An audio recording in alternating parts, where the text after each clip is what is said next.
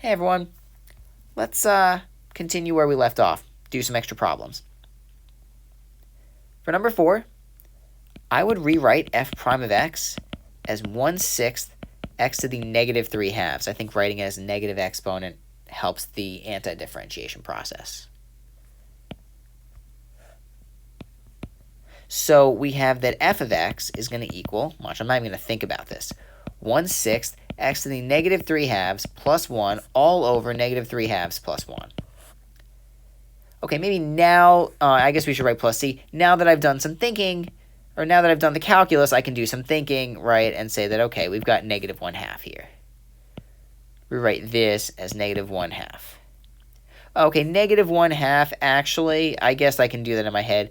That's really going to be negative 1/3, right? 1/6 times negative 2 is negative 1/3. Okay, not so bad. One thing, I think it's best if you don't need to do it this way, but I think we're going to see that it'll help us a bit if maybe we rewrite this as 1/3 root x plus c. You'll see why in a sec. Well, now, let's solve for c. So we're going to get f of 1 by definition, and here's where it helps that we wrote root x in the denominator. This is going to be negative 1/3 root 1 plus c. We also know that by definition we have 7/12, I'm sorry. Now, negative 1/3 root 1 is just negative 1/3. So we know that c equals 7/12 plus 1/3, which is 4/12. Now remember, that's not our final answer. Our final answer is f of x equals negative 1/3 x to the negative 1/2 plus 11/12. Or, if you want, negative 1/3 root x plus 11/12. Okay. Ever so slightly. There we go. All right, let's continue. Let's do number 5. Now, for number 5, it's really the exact same thing, but we just need to be a little bit more careful about our antiderivatives. We have g of t equals 3. Remember, this is ln of the absolute value of t plus 2 t to the negative 1 plus c. Now again, if you want, maybe it'd be best to rewrite this as 3 ln of the absolute value of t plus 2 over t plus c. Especially since we have an initial condition. I have no preference, though. So now we want to solve for c. Again, this is exactly the same way we did it last time, right? G of 1, on the one hand, equals 3 ln of 1. Don't write the absolute value signs here, right, because 1 is positive. Plus 2 over 1 plus c equals 5.5. Well, I hope we all remember that ln of 1 equals 0. So really we're left with 2 plus c equals 5.5, or c equals 3.5. Just get a little close here. Okay. So our final answer is going to be, actually let's jot it down right down here. G of t equals 3 ln of the absolute value of t plus 2 over t plus 3.5. All right. Now, for example 1 number 2, we have a problem very similar to problem number 3. We can't anti-differentiate this the way it is. We have to rewrite it as x to the negative 1/2. You could also do 1 over root x if you prefer, times x cubed plus 5x squared minus 2. And then write this as x to the negative 1/2 plus 3, otherwise known as 5/2, plus 5x to the 2 minus 1/2, otherwise known as 3/2, minus 2x to the negative 1/2. Now be careful here. We did the important step.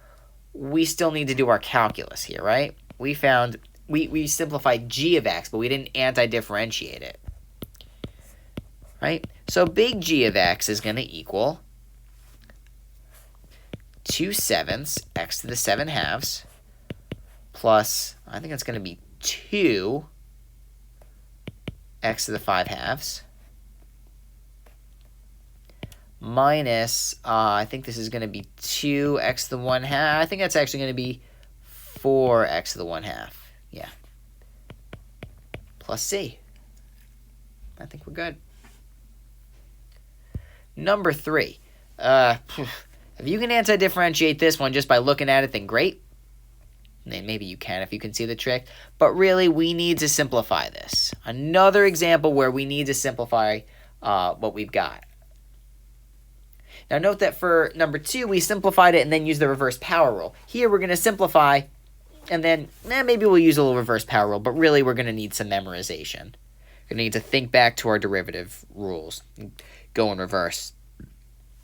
So note that h of x equals ln of e to the x. Well, ln and e are inverses of each other. So really this is just x. Right, and then we have minus.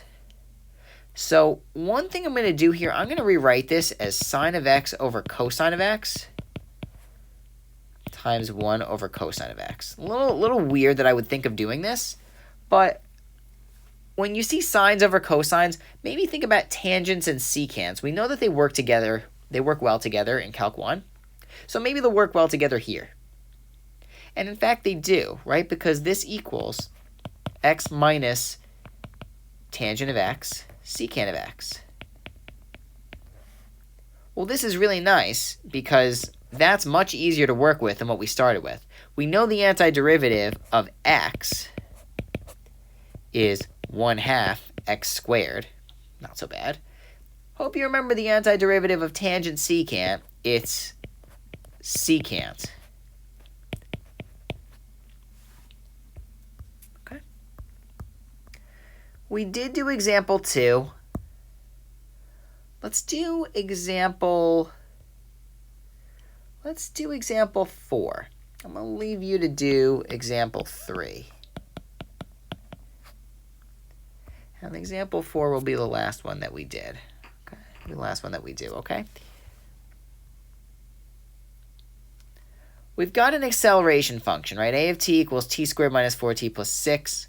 We want to find the position of a particle if we have two initial conditions. S of 0 equals 0, S of 1 equals 20. We don't actually have a condition for the velocity. A little unusual, okay? But we have two conditions for the position. So maybe that'll be enough. So we're going to antidifferentiate twice. I'll say we get